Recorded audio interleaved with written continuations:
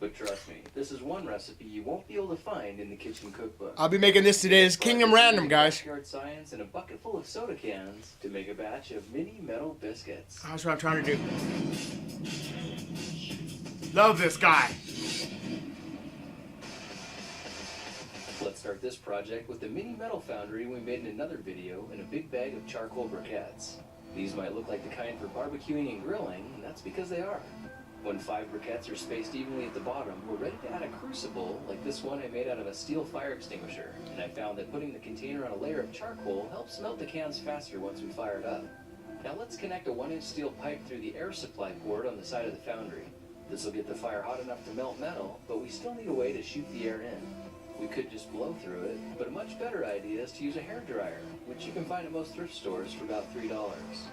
Now I take the hairdryer to some PVC pipe and inserted a couple of 1-inch couplings to connect the steel tube at one end and give the blower tube a quick release feature. This way it's super easy to take apart and fits into a 5-gallon bucket for easy storage.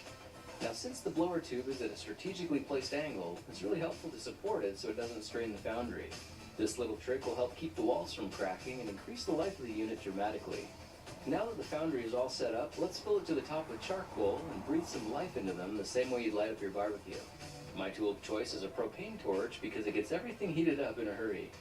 The coals are burning, so let's flip the hairdryer to the low setting and blow a steady stream of oxygen on the charcoal to really heat things up.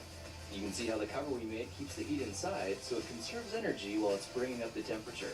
The coolest part is that the crucible lines up perfectly with the hole in the center.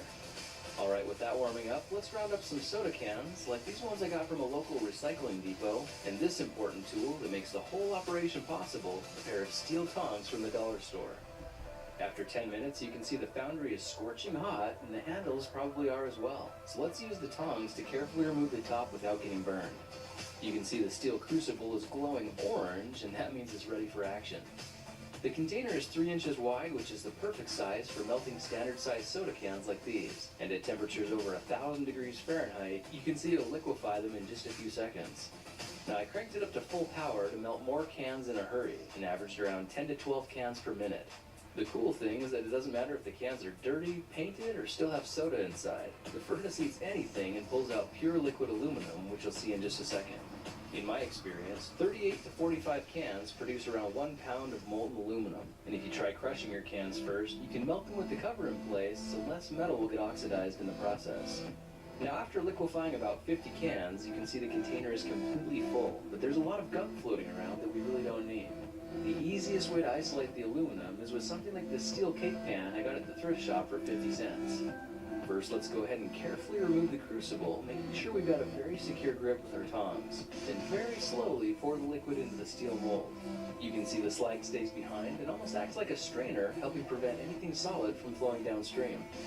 Now that we've separated the good stuff out, why don't we tap the container on a slab of concrete and dump out the dross. By keeping our crucible clean, we can use it again right away. Now just for fun, I tried melting a bunch more cans so I could pour them into a brand new cupcake pan. The hope here is that this fancy pan will give a cool and unique look to the aluminum ingots when they cool. The pan is made of steel, but it's catching fire because the non-stick coating is burning off, but this will be the only time it does that. After a couple of minutes, you can see the ingots have hardened, but they're still blisteringly hot. So much so that they'll ignite a piece of paper instantly just by touching it. Now it's a really good idea to have a bucket of cold water nearby so you can cool them down. When they drop into cold water, you can see they're still hot enough to bring the water to an instant boil, but after about 10 seconds, they cool to the point where you could pick them up barehanded if you wanted to. Now I also tried pouring ingots into a mini muffin pan to get a smaller variety, and ended up with some really adorable mini metal muffins. These ones are actually my favorites now because they're so easy to work with. The purpose of an ingot is to keep some pure metal handy for when you want to make something cool. So cool, huh? If you have some, all you have to do Thanks, dude. It's thekingofrandom.com. This setup I'll be making this video too, like this. And check this out. By melting clean ingots, there isn't any dross we So have to cool. fish out either. Instead, there's only a thin skin of aluminum oxide, which means this entire crucible is full of molten aluminum ready for casting. Make sure you go check out the King of Random right here. King of Random. Sand and one other specialty item, which you can see bursts into flames and absorbs 2 full pounds of liquid metal. After 5 to 10 minutes, the metal is hard enough to grab onto with a pair of channel locks so we can break the mold and reveal the casting inside. Watch for how to make something like this in another project video. When it's time to clean up, all the metalworking tools fit conveniently into a 5-gallon bucket, and when the foundry is cooled down, the handle makes it easy to flip over and dump out the ashes. Cleanup is quick, and when you replace your potted plant, you can see the whole thing reverts to its innocent disguise as fashionable home decor. Well, now you know how to turn scrap aluminum soda cans into shiny metallic muffins. Go check him out. He has so much cool stuff on his channel, you ain't gonna believe it. It's King of Random, guys. Now, if you like this project, perhaps you like some of my others. Check them out at thekingofrandom.com. I'll be building this. I have all this stuff outside right now. That's why I wanted to show you that video. Was that? So I'm thinking of building it with this, you know, with the barbecue. But I got a few other things too. You know, I got the barbecue, those cans, and a few other things over there. I brought the torch because that's what he shows. He has this, and then he shows his torch.